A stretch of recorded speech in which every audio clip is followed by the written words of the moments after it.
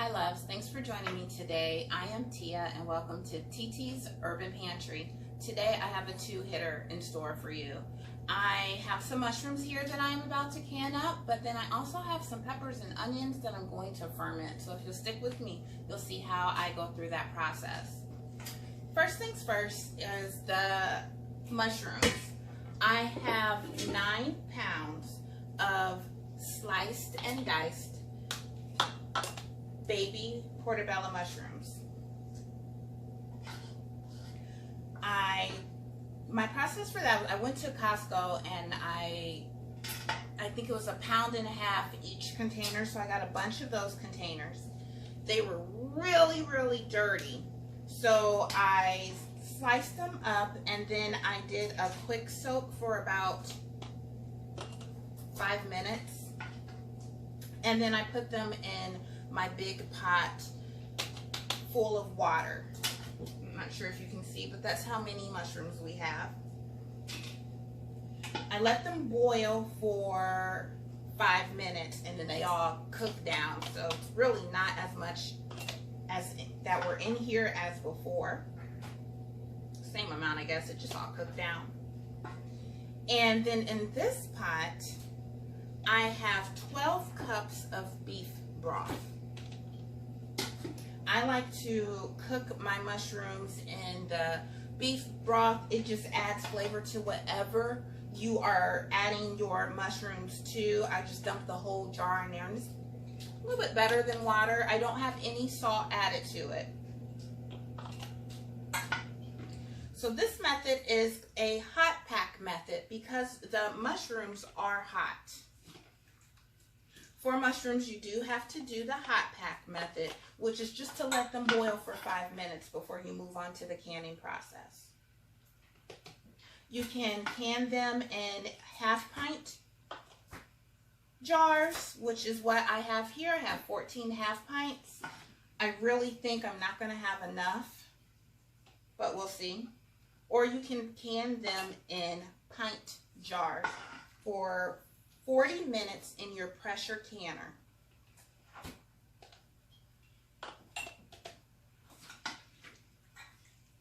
But we really like the mushrooms. Ever since I've started canning them, we have not gone back to the store-bought canned mushrooms, and actually we use them for more than we did with the store-bought mushrooms. I got them at Costco today. I got 6, it was £1.5 pounds containers, and they were $4 each, I believe.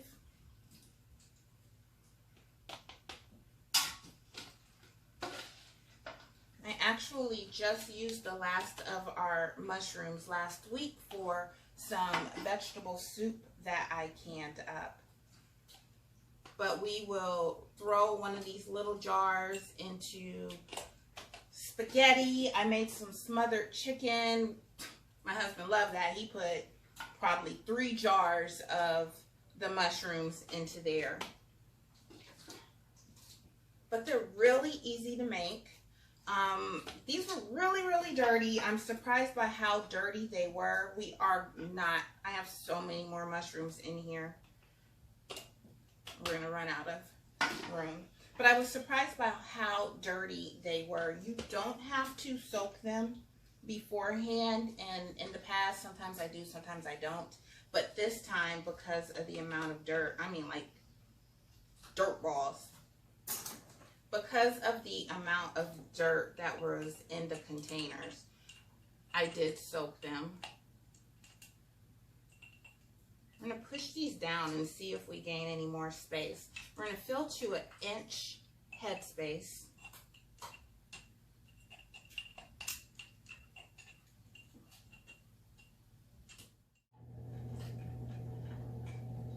So I talk about staying prepared. Actually, that's why we went to Costco today, just to make sure we have everything in our pantry. We're really good on refrigerator stuff and what's in our freezer, but I wanted to make sure we had more dry goods on hand. I keep tomatoes on hand, so we went and stocked up on that. Even though I can, there are times where I will use store-bought canned tomatoes just as a filler for something for one reason or another. But that was when I grabbed these mushrooms, knowing that we were out here at the house, and thinking, yeah, I got enough jars, I'm good to go. Well, yeah, I had enough jars, but I did not have enough lids. I went to 3 separate stores just to find lids, and they were completely out. I looked on Amazon, and they actually wanted almost triple the amount for one package of 12. So what I ended up having to do was buy jars just to take the lids off of them. So lesson learned for myself, what I got from that was, next time I do see lids, even though I may not need any, I need to make sure that I'm stocked up, I'm prepared. I don't want to have to go to one store just for lids. And I definitely don't want to have to go to 3 or 4 stores just for lids. That is why we do this. That is why I am trying to teach anyone who may want to know how to do it, because going to the store is not how it used to be when, oh, I'm just running to the store, I'll be right back. Not the same. One encounter could be potentially detrimental to your family. So you just want to make sure you're stocked up and you're prepared and you have everything you need at home, so you don't have to run to the store anymore.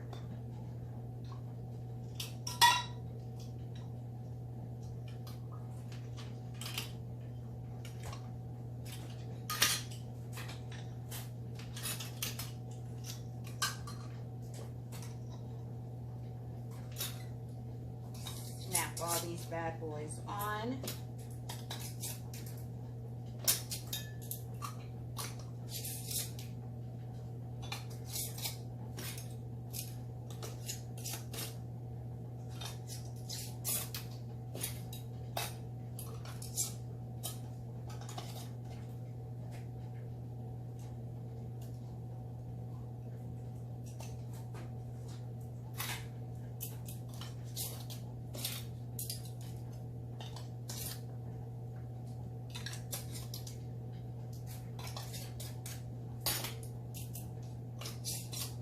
Okay, I am going to go get these all in the canner, and then we will get started on fermenting. What I have here is 2 green peppers, 1 red pepper, and 2 medium-sized onions, all sliced up, rinsed off, and I just kind of mixed them well to make sure they were incorporated and not sticking together, because I'm not very good with my knife skills. I also have 3 wide mouth quarts, and you can pick a fermenting cup at wherever you can find canned goods, but it also comes with these 3 springs, 1 spring per jar, and then these special lids, and it has this little rubber seal over it with a hole. And what the hole is going to do is allow for the natural gases in the fermenting process to release. You don't need this to ferment anything. What you can do is, after you get your contents in there, you always want to make sure it stays below the water line, because anything above that has the potential to mold. And your water line, which is going to be your brine, is what's going to ferment whatever you have in here. And if you've never had anything fermented, it just intensifies the flavor.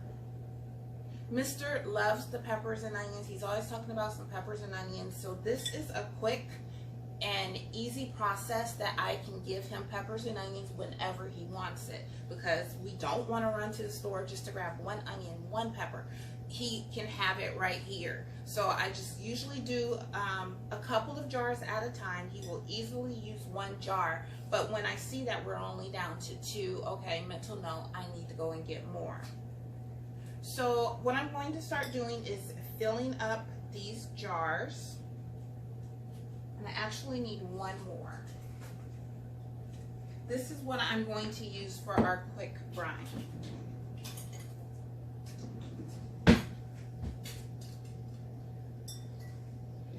So just putting everything in here.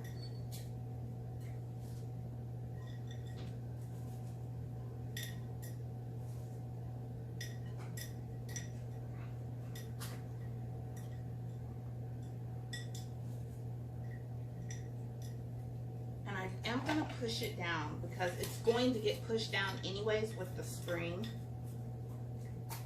So let's just go ahead and do that and see how much more we can get in a jar. I'm not going to fill it up. I think that looks good, and we might only need one more jar.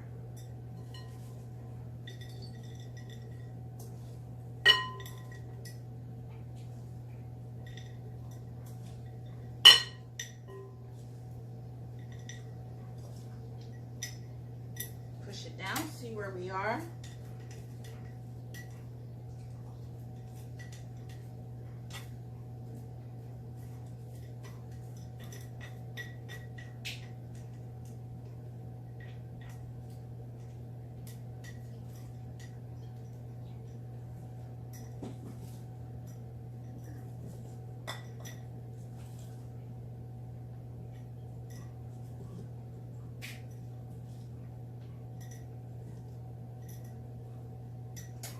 Now when you ferment something, what it does is not only does it intensify the flavor, like I said, is fermenting is a way to bring out the good bacteria.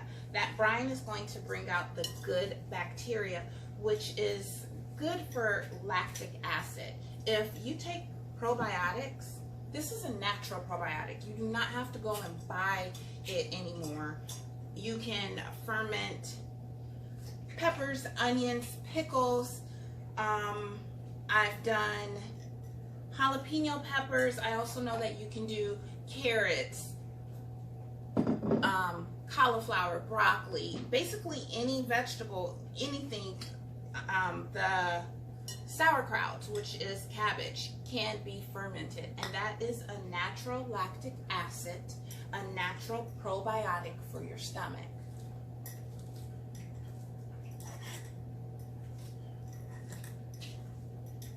So we have our jars here looking pretty. I have another quart-sized jar. I'm going to fill it up with distilled water. I know that this quart-sized jar gives me approximately about 3 cups, just a little over 3 cups. And now I am going to add in 1.5 tablespoons of canning salt. That is all you need for your brine.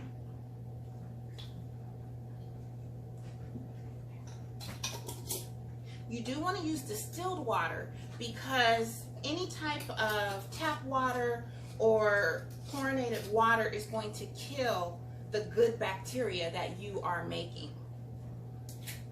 So make sure you use distilled water. I always keep a jug here. Shake this up.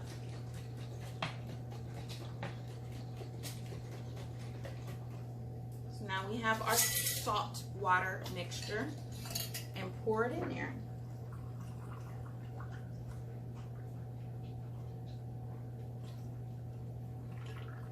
If you are running low on water, you can always use some more distilled water. Just make sure it's distilled.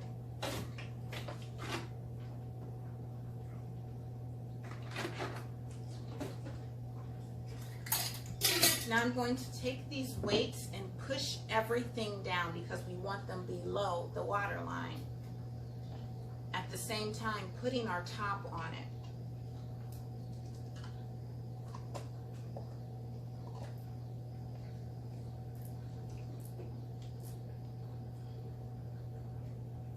So I think I started to say earlier, and I didn't explain, that if you don't have this, it's okay. You can still ferment something.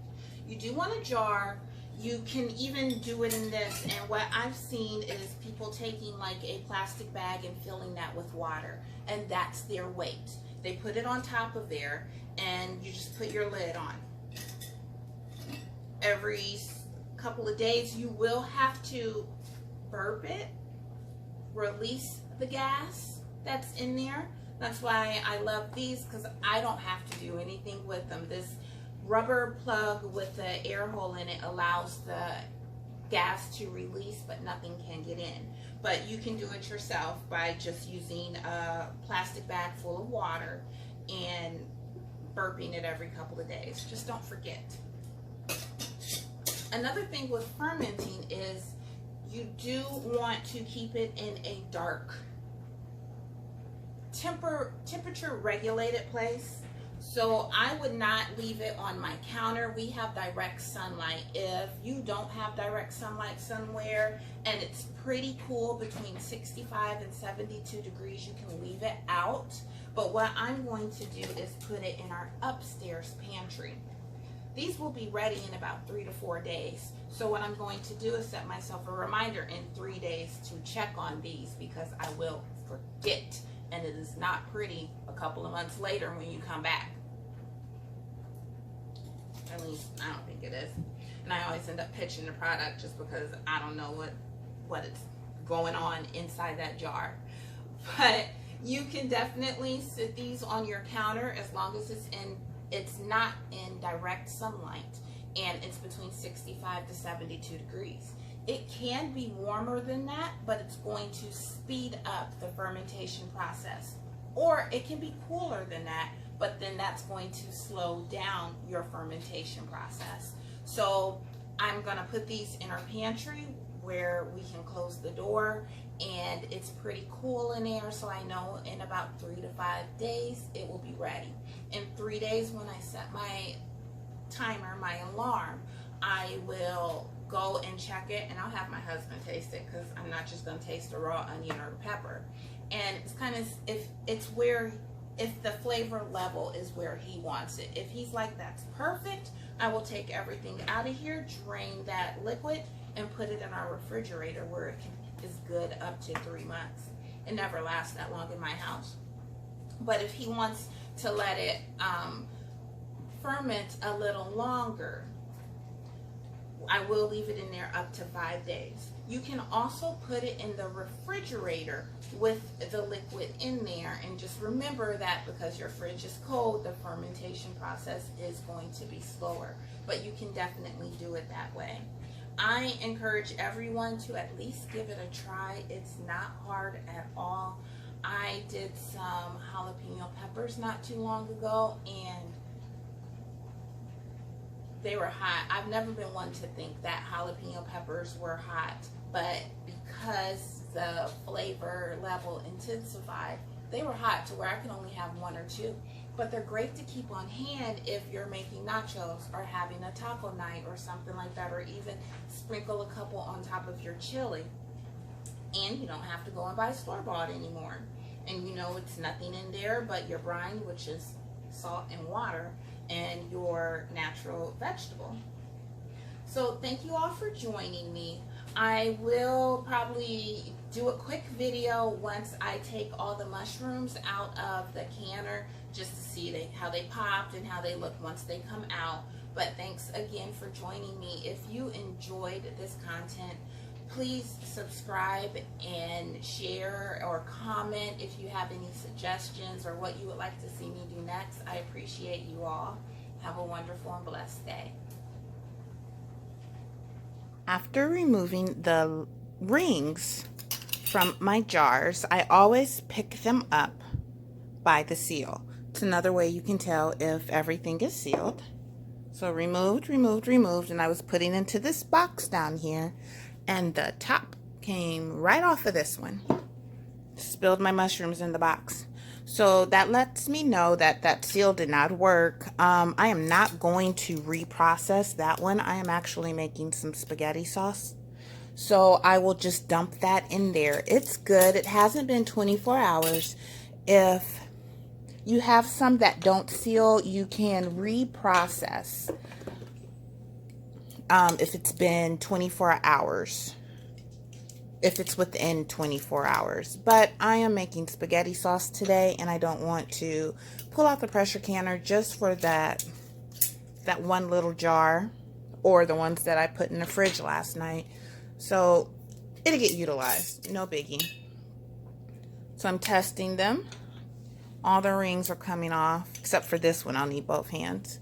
But the rings are coming off. Picked it up. Ring is off. Came. So that's just an extra precaution that I take. I'm not sure if you can see it very well, but it is indented. And I can pick it up by only the seal. And that's something that I do unless the contents are really heavy. But even then, I might just pick it up a little bit. Mostly because I don't want to break the jar or loosen the seal by picking up something that's heavy. And there's this one. Got it. Nice. So I'll take all these mushrooms out, but we got, what's that, 13 jars, I believe. 2, 4, 6, 8, 10, 12, 13 jars. So not bad at all.